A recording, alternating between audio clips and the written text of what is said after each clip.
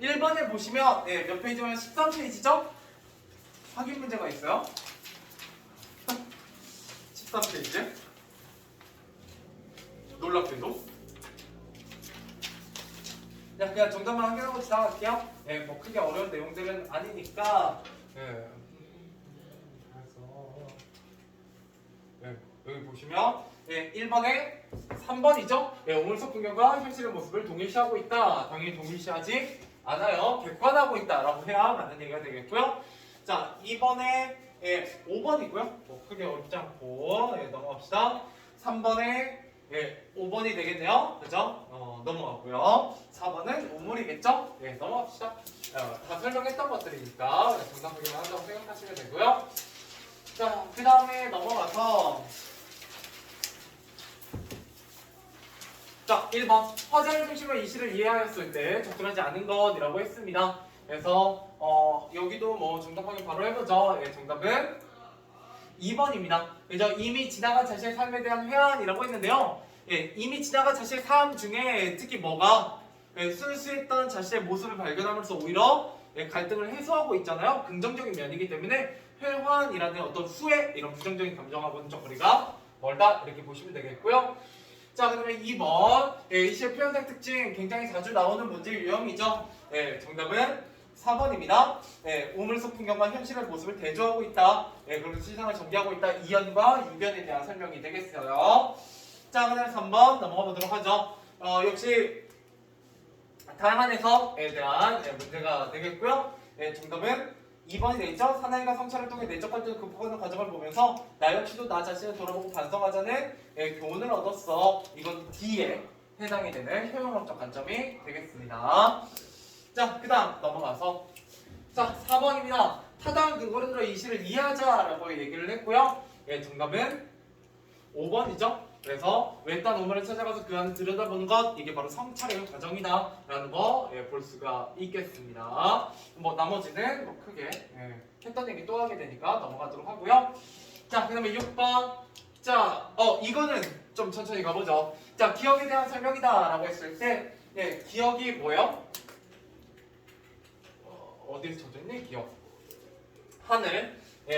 그래서 이때 이상적인 것이죠. 그래서 다음 며칠 시험 중에 기억과 가장 유사한 의미를 함축하고 있는 것은 이게 여러분들 국어 선생님들이 고등학교 때 가장 좋아하고 여러분 앞으로 3년 동안 여러분들을 주구장창 따라다니면서 괴롭힐 국어의 꽃입니다.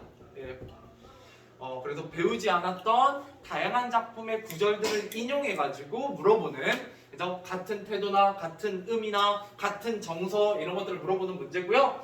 자, 이상적인 세계라고 했을 때 자 1번 뻘마득한 날에 하늘이 처음 열리고 어제 닭 우는 소리 들렸으랴. 이때 하늘이 처음 열리는 건 개천이고요. 새로운 세상이에요. 광복입니다. 그래서 여러분 이거 어떻게 해석하냐. 저도 시를 다 외우고 있는 건 아니에요. 물론 여기에 나와 있는 시를 다 모르는 건 아닙니다만 어떻게 해석하면 좋냐. 여러분들 혹시 제가 현대문학을 해석할 때 4가지 키워드로 해석하시면 좋다라는 얘기를 여러 번 드린 적이 있어요. 첫 번째 일제강점기, 두 번째 6.25 전쟁, 세 번째 민주화, 네 번째 도시화 산업화. 자, 그러고 나면 여기 이육사가 등장하죠. 일제강점기 때 사람입니다. 그렇기 때문에 하늘이 처음 열렸다라는 건 뭔가 세상이 바뀌는 걸 얘기하고요. 이 이육사가 바뀌는 세상을 뭘 요구했냐, 뭘 기다렸냐? 당연히 광복입니다. 자, 그 다음에 두 번째 황지움, 겨울 나무로부터 봄 나무에로. 자, 푸르른 4월, 이때 4월이 등장하고 있죠. 혹시 4월 하면 결정적인 우리나라의 역사적 사건은 민주화입니다. 그래서 하늘을 들이받으면서 이거는 민주화 운동과 관련되어 있다 이렇게 생각하시면 되겠고요.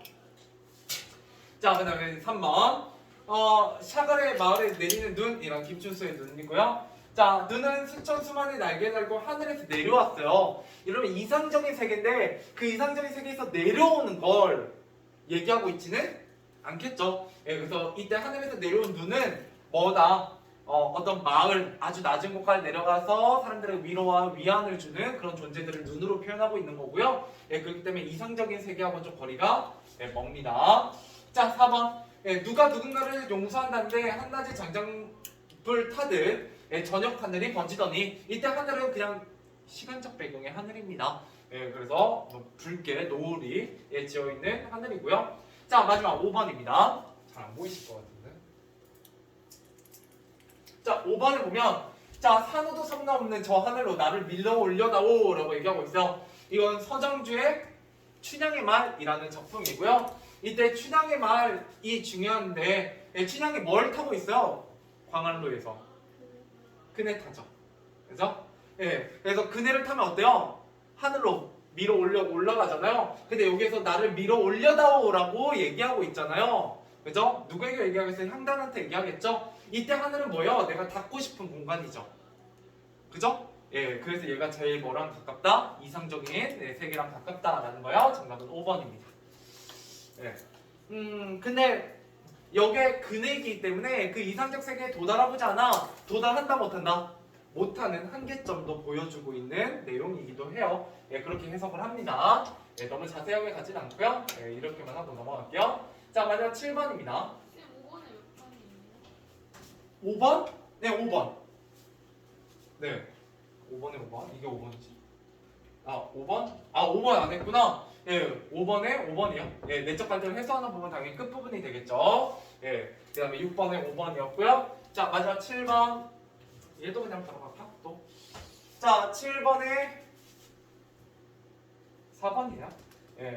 4번. 됐습니다. 사선은 여기까지 하죠.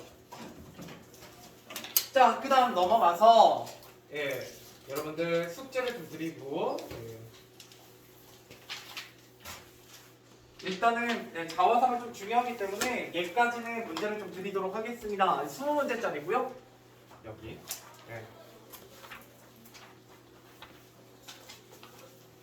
네. 너무 정리 그죠? 네. 자, 그렇게 하고요. 그 다음에 뭐를 받으실 거냐면 책 속에 길이 있다라는 지문 분석하고 OX 문제입니다. 비문학은 이런 약간 유료, 이게 유료거든요. 유료 학습지를 같이 보면서 공부를 할 거예요. 역시 정리까지. 자, 왜냐? 지금까지 여러분 문학을 하셨기 때문에 문학은 좀 빡빡하게 했습니다. 그렇지만 비문학은 좀 노골적으로 말하면 날로 먹을 거예요. 왜냐면 별로 자세하게 할 게 없어요. 같이 본문만 좀 읽어보고 중요한 내용만 짚은 다음에 문제 조금 풀어보면 솔직히 말하면 1의 2단원 같은 부분은 공부를 많이 할 필요가 없는 단원이고요. 실제로 군용고 같은 데에서는 잘 출제조차 안 하는 단원입니다. 그리고 연관경고 같은 경우도 출제하더라도 몇 문제 나온다 여기서 많으면 3문제 나와요. 그렇기 때문에 중요도가 좀 떨어지는 단원이다 라는 거 알고 계시면 되겠습니다. 자, 그래서 일단 본문지는 받으셨지만 그래도 평가 문제지만 펴보시면 돼요. 어딜 펴보시냐면 일단 19페이지 한번 펴보실래요? 19페이지.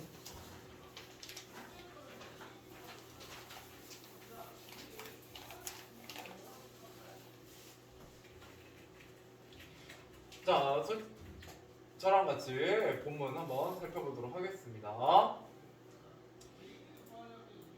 자, 수필입니다.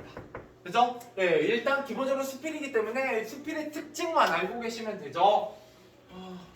수필의 특징 해줘야 되나? 자, 그래도 고등학교 1학년이니까 아주 간단하게만 해보도록 하겠습니다. 수필.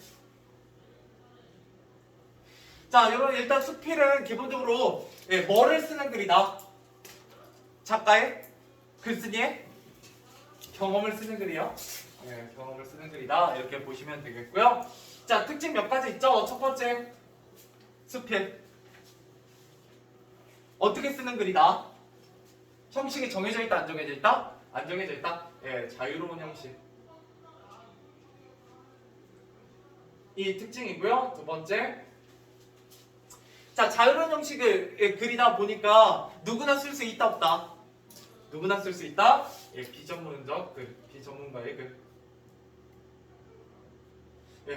세 번째, 자, 비전문가가 자유로운 형식으로 자신의 경험을 쓰다 보니까 뭐가 잘 드러나는 글이다? 개성적인 성격이 잘 드러나는 글입니다. 자, 이런 개성이 잘 드러나는 이유는 뭐가 드러나기 때문이다? 개인의 문체가 잘 드러나기 때문이요. 자, 그 다음에 마지막 네 번째, 뭐 간단하게 한 4개 정도만 할게요.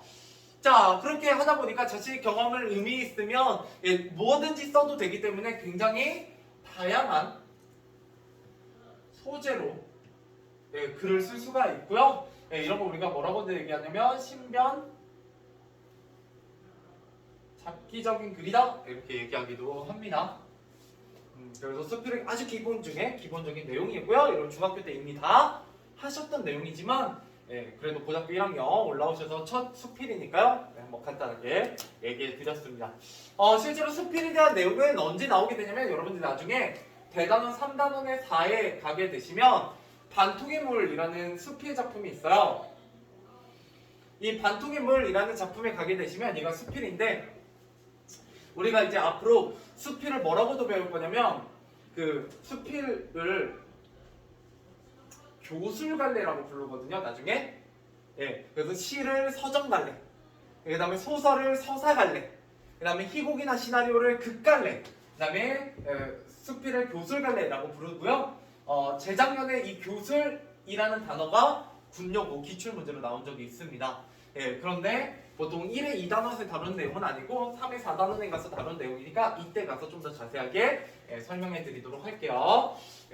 그러니까 반대로 뭐냐면 그때 가서는 이 얘기는 안 할 거란 얘기예요. 한번 했으니까 알겠죠? 그 다음에 수필은 크게 2가지 종류가 있습니다. 여기에 뭐라고 써있냐면 경수필이라고 써있죠? 그래서 수필의 종류에는 경수필과 중수필이 있습니다. 그래서 경자는 무슨 경자냐면 가벼울 경자를 쓰고요. 중자는 무거울 중자를 쓰게 됩니다. 그래서 여러분들이 지금까지 중학교 때 읽었던 거의 모든 수필들은 경수필이요. 그래서 경수필은 어떤 개인의 경험을 통해서 뭐를 전달하는 보통 깨달음이나 교훈을 전달하는 글이 보통 경수필이고요. 중수필은 어떤 사회적 문제를 다룹니다. 사회적 문제를 다루고요. 약간 더 논리적이고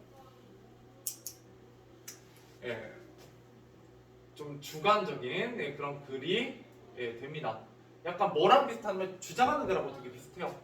그래서 대표적인 중수필에는 칼럼이 있습니다. 칼럼. 여러분 신문 같은 기사에 올라가는 칼럼 같은 게 대표적인 중수필이고요.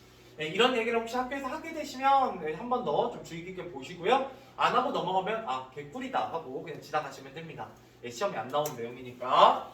하지만 저는 이제 혹시 모르니까 최대한 많이 해드리는 거예요. 자, 그래서 여기 책 속에 길이 있다는 여러분들이 중학교 때 배우셨던 책 읽기의 가치를 가르쳤던 단원하고 되게 비슷합니다. 그렇기 때문에 별로 시험에 나올 게 없어요. 자, 여기 주제를 보시면 독서에 대한 얘기 할 거고요. 독서는 평생 해야 할 가치 있는 길이다 라면서 제 경험을 근거로 독서의 가치를 강조하는 글이 됩니다. 자, 그래서 오른쪽 페이지에 가보시면 책 읽기의 가치를 크게 3가지를 얘기해요. 이제 지워도 되죠?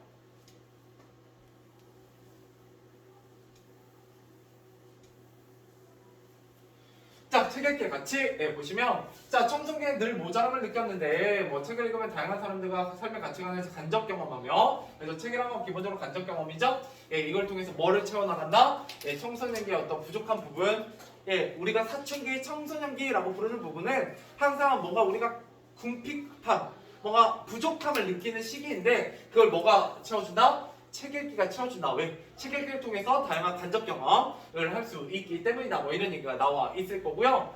두 번째, 자, 우리가 이 세상에 정말 많은 정보가 넘쳐나고 있는데 그 정보를 가운데 어떤 골라내고 의미 있는 거 골라내고 무관한 정보를 엮어서 유관한 정보를 만들 수 있는 능력을 뭘 통해서 얻을 수 있다?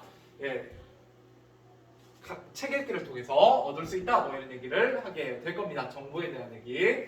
자, 그 다음에 3번째, 이런 문학 작품을 읽음으로써 고통받는 이들에 대한 어떤 공감, 이런 것들에 대한 걸 배우면서 성숙한 시민으로 성장한다. 뭐 성장, 뭐 이런 얘기들 하게 될 겁니다.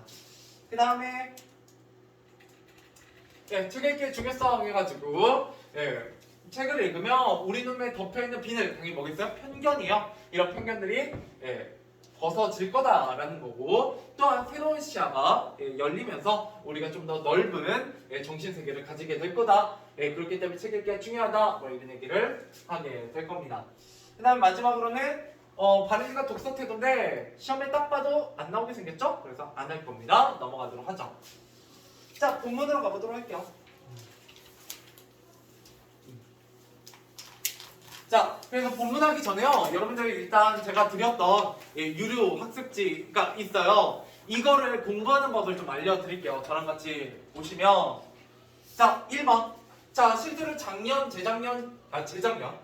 제1고에 이 단원이 포함됐을 때 뭐가 시험에 나오냐? 비유적 표현이 시험에 나왔고요. 비유적 표현은 굉장히 시험에 빈출되는 그런 내용입니다. 좀 이따 짚어드리도록 하기도 하고, 여러분 뒤에 가보시면 제가 그러니까 문제로 정리되어 있는 것도 있어요. 거기 어디에 있냐면 여러분 테스트 여기 그 빈칸 뚫기 이렇게 되어 있는 거 있잖아요. 몇 페이지? 9페이지라고 되어 있는 거. 물론 페이지 순서는 지 맘대로입니다만 여기 보면 오른쪽 아래 비유가 정리되어 있어요. 표로. 이거 보시면 나중에 되고요. 그 다음에 다시 앞으로 돌아와서 2학년 때 수필의 특성 언제 나와도 이상할 게 아닙니다. 당연히 그거 방금 정리해드렸고요. 세 번째, 내용 일치 문제. 여러분 비문학에서 나올 수 있는 가장 기본적인 유형은 본문과 다른 내용을 고르라고 하는 문제가 되겠습니다. 틀리면 안 되는 유형이요. 왜? 본문이 주어지잖아요. 그렇기 때문에 거의 안 틀립니다. 걱정하지 마시고, 마지막으로 정말 낼 거 없으면 뭐 낸다? 어휘 문제 내는데요. 어휘 문제는 1학년 때는 잘 안 내요. 1학년 때 잘 안 되니까 너무 걱정하지 마시고, 언제 많이 나오냐? 군용어는 상관없어요. 군용어는 2학년 때 문학하고 나서 독서를 안 하고 언매, 문법을 하시게 되기 때문에 문법을 할 때는 어휘 문제 절대 안 나옵니다. 그래서 영광여고 분들은 2학년 2학기에 가면 독서라는 과목을 하게 되는데요. 그때 이런 비문학들이 많이 나와요.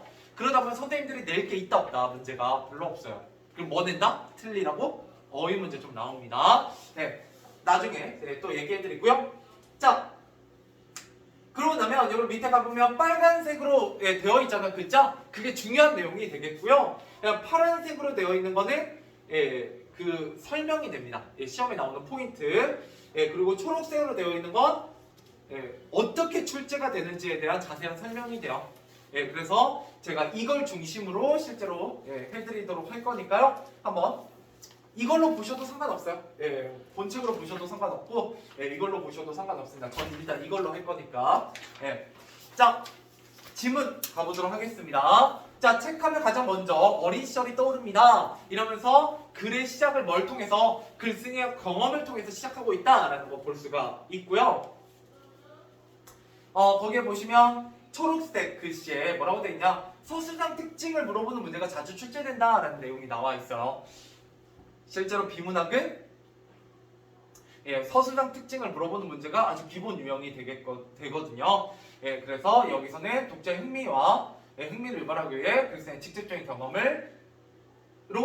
경험으로 글을 시작하고 있다라는 정도로 내용을 정리해 볼 수가 있겠습니다. 자, 그 다음에 계속 읽어보도록 할게요. 검은 글씨 본문입니다.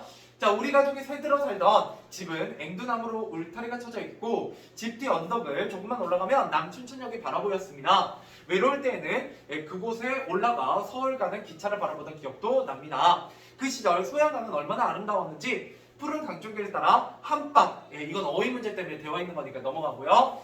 피었던 개나리 무리가 지금도 눈에 선합니다. 이러면서 어린 시절에 대한 회상이 나와 있습니다. 그래서 자신이 살았던 고향의 어떤 풍경 이런 것들을 얘기하고 있죠. 자, 계속 가보도록 할게요. 검은 글씨. 자, 이런 이유만으로 그 시절을 낭만적으로 떠올리는 것은 아닙니다. 사실 진짜 이유는 좀 엉뚱한 데 있습니다. 그때는 나라에서 학생들에게 책을 읽히자는 운동을 힘껏 벌이고 있었습니다. 자유, 교양, 문고랑에서 문고로 펴낸 책을 나라에서 각 학교에 공짜로 보내주었습니다.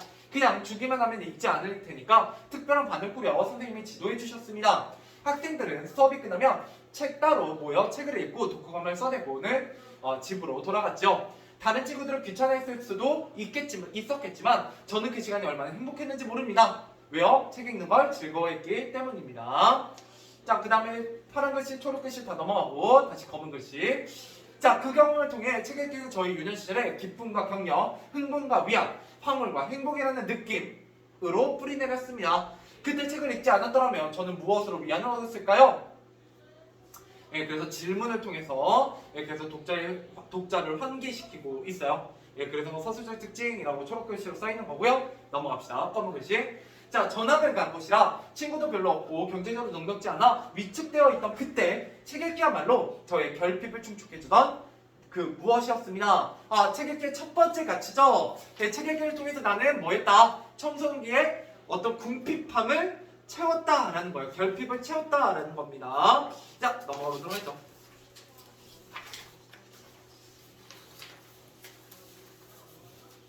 자, 그래서 출제 포인트가 써있는 건 뭐 넘어가고요.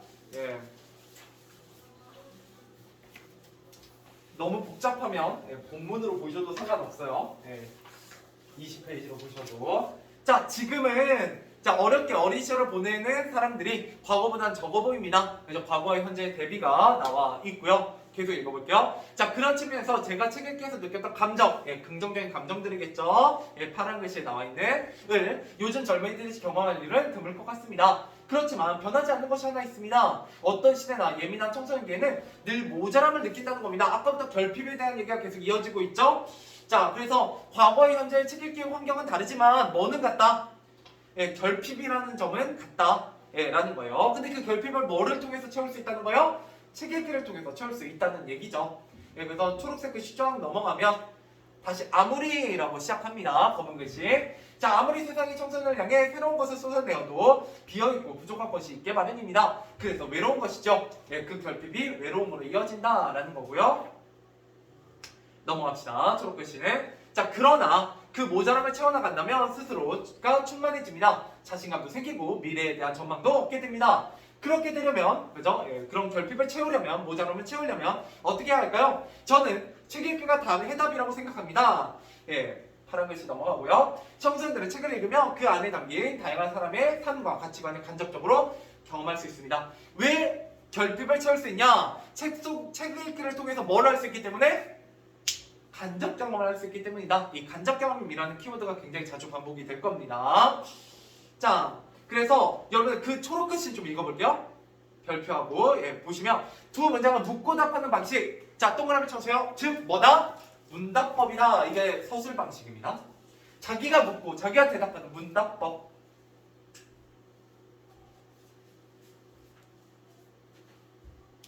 네, 문답법입니다. 자, 그래서 서술의 특징으로 많이 출제가 되니까요. 문답법 정도 꼭 기억해 두시면 좋습니다. 그래 제일 처음은 자신의 경험으로 시작하고 있었고 과거의 현재의 대비가 있었고 자기 스스로 묻고 답하는 문답법이 쓰이고 있다. 뭐 이런 것들을 엿볼 수가 있고요. 자, 계속 가볼게요. 자, 그런 경험을 통해 자신의 삶에서 모자라고 부족한 부분을 채워나갈 수 있는 것입니다. 이렇게 독서의 가치, 청소년기의 독서의 가치 보고 있습니다. 그걸 한 문장으로 그 밑에 출제 포인트로 정리되어 있죠? 넘어가시죠. 자, 인터넷이면 이제 계속 가볼게요. 이게 이제 정보에 대한 얘기입니다. 정보. 자, 다 해결된다는 사람들이 있습니다. 그러나 나는 그렇게 생각한다, 생각하지 않는다. 당연히 생각하지 않는다라는 내용이 이어지겠죠? 계속 가볼게요. 자, 그야말로 정보의 바다에 들어가면 이거 비유죠. 그죠? 뭐를 비유하는? 인터넷을 비유하는 비유법입니다. 자, 들어가면 원하는 모든 것을 낚아올릴 수 있다고 말하지요. 저는 이런 주장에 동의하지 않습니다. 정보는 이제 그 자체로는 가치를 지니지 못합니다. 왜냐하면 그 뒤에 이제 이유가 나옵니다. 정보혁명 이전에는 정보를 장악한 사람이 권력을 쥐었지만 지금은 정보가 엄청나게 쏟아져 나오는 데다가 특정인이 그것을 독점할 수 없기 때문입니다. 두 가지 때문이죠. 지금은 정보가 너무 많이 나오고 그걸 독점할 수 없기 때문에 뭐에 동의할 수 없다? 인터넷이면 다 해결될 수 없다라고 주장하는 거예요. 이 사람은. 됐죠? 자, 계속해서 다음 문단 가볼게요. 그렇다면 여기서 이제 말하고 싶은 건 이겁니다. 흩어져 있고 넘쳐나고 흘러다니는 정보들을 어떻게 가치 있게 만드는 것은 무엇일까요? 가치 있게 만드는 무엇일까요? 자기가 물었죠? 그 자기가 대답하죠? 그것은 바로 수많은 정보 가운데 의미 있는 것을 골라내는 눈을 있어야 된다라는 거예요. 역시 문답법이 사용되고 있습니다. 문답법 동그라미 초록 글씨. 잘 따라오고 있어요? 예, 조금 복잡합니다. 이렇게 보면. 근데 그냥 읽는 것보다는 그래도 이렇게 보는 게 좀 더 낫더라고요. 계속 가볼게요. 자, 그리고 무관해 보이는 보이는 정보를 엮어서 유관한 그 무엇을 만들어내는 능력, 이게 두 번째죠. 입니다. 더 나아가서 그러한 정보를 바탕으로 가치 있는 지식을 창조하는 능력, 이게 세 번째입니다. 이런 안목과 능력을 갖추기 위해서는 뭘 해야 된다? 책 읽기를 해야 된다 라고 얘기하고 있어요. 왜? 가장 작고 낮은 단위의 정보에서 시작해 가장 크고 높은 단위의 지식을 다루는 것은 책밖에 없기 때문이다. 그래서 정보를 우리가 골라내는 안목을 기를 수 있다라고 얘기하고 있는 게 바로 이 문단의 내용입니다. 다음 페이지 넘어가보죠. 자, 문학작품은 이제 여기서부터 이제 문학작품을 읽음으로써 우리가 얻을 수 있는 어떤 성장입니다. 자, 상상의 집, 이것도 비유죠? 아까 뭐와 더불어서 정보의 바다와 더불어서 또 비유가 나오고 있습니다. 자, 상상의 집입니다. 비유적 표현 무조건 출제가 잘 되는 파트예요. 자, 계속 가볼게요. 본문 초록글씨 넘어가고요. 자, 이곳은 우리가 경험하지 못했거나 앞으로도 경험하지 못할 이야기로 가득 차 있습니다. 이런 이 간접 경험의 세계를 통해 우리는 자신과 다른 사람을 더욱 깊이 이해하게 된다. 라는 거예요. 그리고 이러한 이해는 고통받는 이들의 아픔을 헤아릴 줄 아는 마음을 갖게 합니다. 자, 문학작품을 읽는 이유는 결국 다른 이들의 고통을 어루만질 줄 아는 성숙한 시민으로 성장, 이게 세 번째 내용이었죠? 독서의 가치 세 번째, 성숙한 시민으로 성장할 수 있다. 왜? 문학작품을 읽음으로써 다른 사람을 더욱더 깊게 이해할 수 있는 그런 간접 경험이 가능하기 때문이다 라고 정리할 수 있겠죠. 됐죠? 자, 계속 가볼게요. 빨간 글씨, 수없이 많은 다 문학작품이 담긴 그릇, 역시 비유죠. 이것이 곧 책입니다. 하지만 책 읽기의 가치에는 동의하더라도 책을 많이 읽지 못하는 것이 현실입니다. 물론 할 말은 있을 것입니다. 공부하기도 바쁜데 책 읽을 시간이 어디 있는가? 텔레비전, 게임, 영화 등 볼 것 천지 시대에 살면서 굳이 책을 읽을 필요가 있는가? 책이라는 게 재미라도 있어야지 재미없고 따분한 내용 투성인데 꼭 읽어야 하는가? 다 일리 있는 말입니다 라고 얘기하고 있고요. 자, 거기에 보시면 어떤 설명 방법이 사용되고 있냐? 책 읽기에 대한 부정적 인식을 나열 동그라미 이고요. 나열은 다른 말로 무슨 법이라고도 얘기하냐면 열거법이라고 밑에 모르시는 분은 써두시고요. 알면 안 써도 돼요. 열거법이 좀 있고요. 그 다음에 부정적인 부분에 대해서 인정한다 안 한다. 부분적으로는 인정을 하고 있어요. 이 부분도 시험에 잘 출제되는 부분입니다. 자, 그 다음 문단으로 넘어가 보죠. 자, 그렇지만 이렇게 한번 바꿔 생각해 봅시다. 생각의 전환을 제안하고 있죠. 자, 우리가 게임하는 방법을 학교나 학원에서 따로 배우지 않아도 스스로 알아내고 즐깁니다. 그런데 세상은 책 읽기를 비롯해 따분하고 하기 싫은 것을 억지로 하라고 강요합니다. 왜 그럴까요? 제가 물어봤죠? 자, 그것이 그만큼 중요하기 때문입니다. 또 문단법이 사용되고 있어요. 굉장히 문단법이 자주 사용되고 있다는 거 여러분 확인할 수가 있습니다. 자, 대체로 하기 쉬운 일은 즐겁기는 하지만 우리의 정신적 능력을 키워주지 못합니다. 반면 반대로 말해서 어렵고 부담스럽다라도 가치 있는 걸 해내면 우리의 정신의 키, 역시 비유적 표현이고요. 쭉 넘어가세요. 초록색은 자, 기는 훌쩍 자랍니다. 하기 쉽고 즐겁기만 한 일은 시간을 흘려보내게 하지만 어렵고 부담스럽지만 가치 있는 일은 시간을 생산적으로 보내게 해줍니다. 이렇게 얘기하고 있어요. 책 읽기의 가치. 교육마다 어렵고 부담스러운 책 읽기는 맞으나 시간을 어떻게 보내게 해준다? 생산적으로 보내게 해준다 라는 거예요. 뭐와 달리? 게임 같은 거와 달리. 자, 마지막 문단 가보죠. 자, 그 다음입니다. 우리의 눈에는 비늘. 마지막에 비늘에 대한 비유가 있죠. 이건 역시 비유적 표현이고요. 편견을 얘기합니다. 자, 그 다음 줄. 이 덮여 있습니다. 경험이라는 편견이라는 이미 알고 있다는 생각의 비늘 말이죠. 그죠? 자, 좋은 책은 바로 그 비늘을 벗겨줍니다. 이게 마지막 네 번째 책 읽기의 가치입니다. 자, 그야말로 우리 시야의 새로운 지평을 활짝 열어주죠. 그죠? 편견에서 벗어나게 해주고 새로운 지평의 생각을 열어주는 것 바로 책 읽기의 가치 네 번째다라는 거예요. 자, 그 놀라움을 무엇에 비유할 수가 있을까요? 정말 신봉사가 눈을 번쩍 뜨는 것과 같을 겁니다. 역시 비유적 표현이에요. 신봉사. 초록글씨 넘어가고요. 자, 과정은 비록 고통스러울지라도 결과는 무척이나 값지니 그토록 책 읽기의 중요함을 강조할 수밖에 없는 것입니다. 자, 책 속에 길이 있다. 이것도 역시 비유적 표현입니다. 라는 말을 늘 기억하시기 바랍니다. 그 길은 평생 가야 할 길입니다. 비록 어려울지라도 절대 후회하지 않을 길이며 가치 있는 길입니다. 그 길을 걷고 있을 때 우리의 삶은 광의로 둘러싸이게 됩니다. 그러니 책과 벗하는 것이야말로 우리가 누릴 수 있는 가장 큰 행복이라고 말씀드릴 수 밖에요. 그래서 뭐 광의 이것도 이제 비유적 표현이다 뭐 이렇게 되어 있고요. 자, 이러고 나면 내용이 마무리가 됩니다. 이러고 나면 자, 여러분들 그래서 이런 비문학 파트를 접근하실 때는요, 크게 여러분들이 파트를 나눠서 기억하시면 좋아요. 그래서 처음 부분에서는 어떤 어린 시절 독서 경험으로 이야기를 시작하고 있더라. 그 다음에 독서가 뭐를 채워줬다? 나의 결핍을 채워줬다 라는 얘기를 하고 있었고요. 자, 가운데에 가서는 제일 처음에는 과거나 현재나 청소년기라는 거 결핍의 외로움의 그런 시기인데 그거를 독서가 충족해준다 라고 얘기하고 있어요. 그 다음에 두 번째 독서의 가치는 정보를 가치 있게 볼 수 있는 안목을 길러준다 라는 얘기를 했었고요. 세 번째는 문학 작품 같은 걸 읽으면서 다른 사람에 대한 이해가 깊어지고 그걸 통해서 우리가 성숙한 시민으로 성장하게 된다 라는 얘기가 세 번째였습니다. 그다음 네 번째는 책 읽기를 통해서 우리의 정신적인 성숙이 이루어지게 된다 뭐 이런 얘기를 하면서요. 뭐가 된다? 우리의 편견 같은 게 그죠? 생각의 비늘 같은 게 벗어지고 새로운 지평이 열린다라고 얘기하고 있죠. 그래서 이거 공부하실 때 이렇게 딱 나눠서 구분지어서 좀 여러분들이 이해하시려고 노력하시면 조금 더 명쾌해집니다. 내용이. 그냥 한 번에 쫙 읽지 마시고 그렇게 구조적으로 좀 접근하시면 좋겠고요. 자, 본문은 벌써 다 읽었고 1회 단원 이걸로 내용은 끝입니다. 실제로 어렵지 않거든요. 그래서 여러분들 몇 페이지 펴보시면 21페이지, 22페이지 문제 풀어보세요. 문제 풀어보세요.